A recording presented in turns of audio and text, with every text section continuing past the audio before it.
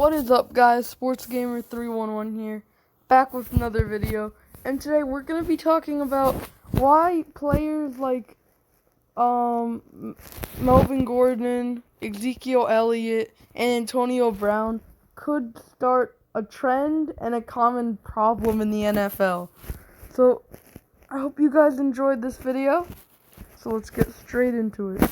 So, as you guys know, Ezekiel Elliott just signed his contract. I think it was like $90 million, like $50 million guaranteed or something. But he held out on the Cowboys for a long time. Like, opening game is in a few days. So, I mean, he held out on them for a while before accepting the contract that he wanted. And that's what's kind of becoming the problem. Like, in the NFL, players aren't going to be on the same team. It's not really realistic to think that they'd be on the same team.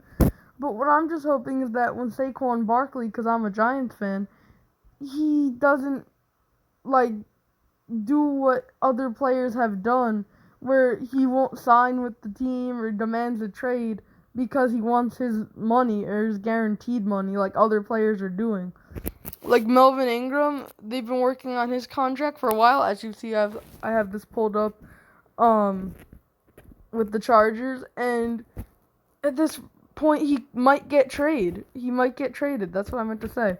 Like it says here, Philly might be interested, but it's just crazy the way this stuff works out. Like Antonio Brown, one of the best wide receivers, the Pittsburgh Steelers just wanted to get rid of him so much that they traded him for like a 4th and 5th round pick or something. Like, that's crazy. Maybe a 3rd, I don't know. Like, Khalil Mack got traded for a 1st round pick. Like, it's a big difference. But, you know, then we have Eliot over here, basically the same exact thing, except he actually accepted his contract. Yeah, $90 million, $50 million guaranteed.